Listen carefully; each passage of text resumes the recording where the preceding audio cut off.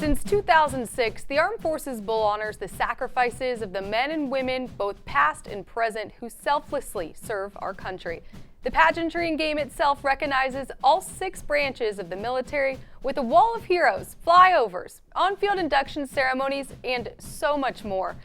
Joining me right now in the American studios is the Executive Director of the Lockheed Martin Armed Forces Bowl, Brant Ringler. Brant, first off, it's great to have you here. Thank you so much for taking the time to join us. I myself had the opportunity to experience this bowl game in person this past December, and just the spectacle, the pageantry, all of it. You guys haven't just created a bowl game, but really a unique way, a genuine way to honor our military. How have you done that? Well, first of all, thank you for having me on the show, Morgan. It really comes down to it comes down to our team that we have in the office, our executive council, our volunteers of over 400, phenomenal title sponsor in Lockheed Martin that's with us for 12 years.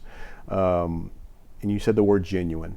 When we honor our armed forces, we have to be genuine about it. We just can't roll out a couple of people and say thank you for your service.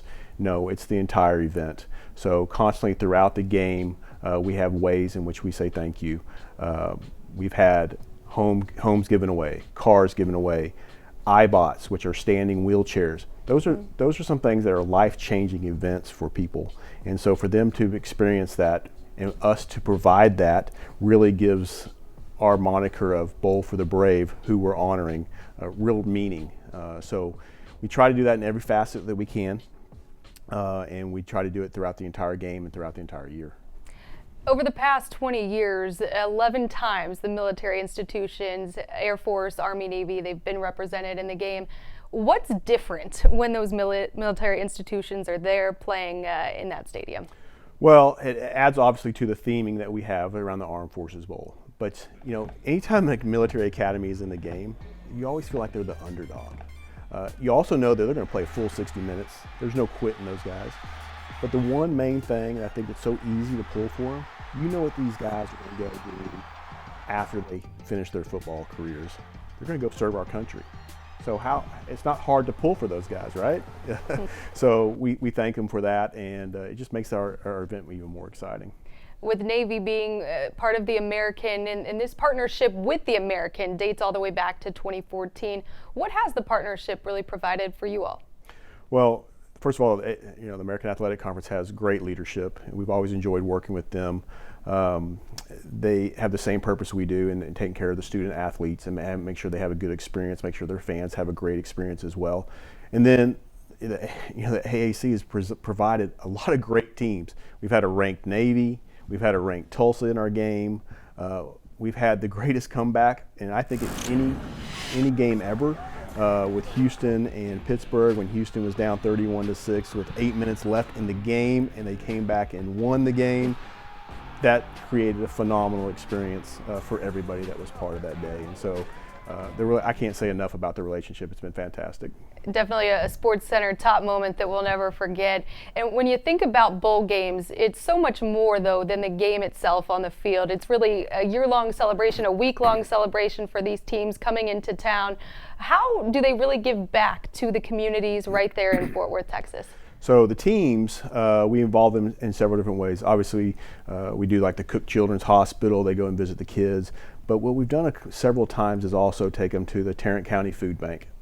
And they'll have a competition in how many bags can they fill for our homeless veterans. And so they'll load up like 500 or 600 bags of food, and then they'll be delivered to our veterans that are in need.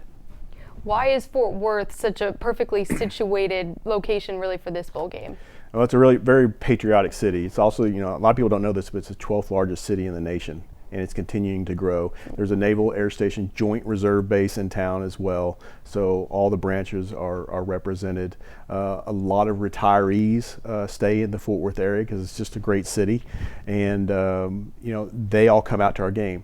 So all our corporate partners are required to buy tickets for the military. So they go online, and we don't just hand tickets out. They go online, get their tickets, and come to the game. And we have over 25,000 every year come to be honored at our game. makes it really special. And they're from our community, which makes it even better, right? When you think of all of the other pageantry that's going on around the fanfare, what to you stands out most in the different fan fests, the different experiences that this game has? Yeah, so our fan fest is called the Tailgate Outpost to go with our theming. But within the Tailgate Outpost is a special area called the Veterans Village. We have over 40 nonprofits there to help veterans. They're all veteran organizations. So when veterans come to our game, we don't know if they have some type of issue or what they need to connect with. And so if they connect with any of these organizations, we've done our job and we've provided them a resource to help them with their lives. So we always feel that's very special. A big anniversary you all will be celebrating this year, 20 years. What's new? What's next? What can fans expect here on December 22nd this year? Well, I wish I could tell you everything that the fans could expect, but we haven't announced them all. But we got a lot of good stuff. You know, we're going to continue to do our Great American Patriot Award. We got someone that we think is going to be phenomenal.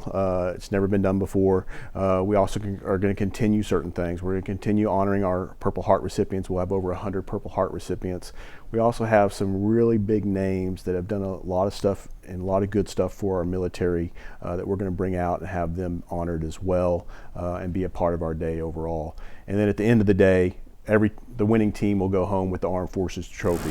And what's really special about our trophy, there's no other trophy like it in the world, is that we actually have parts from every branch of service that are melted down into it. So when that team takes that trophy home, they're actually taking a little bit of the Armed Forces with them. So it's very special. Definitely would love to see that trophy up close and in person. Brant, thank you so much for taking the time to join us, driving over from Fort Worth to our studios here in Las Colinas. We appreciate everything that you do for the Armed Forces Bowl and for our military. Well, thank you, Morgan. I appreciate you.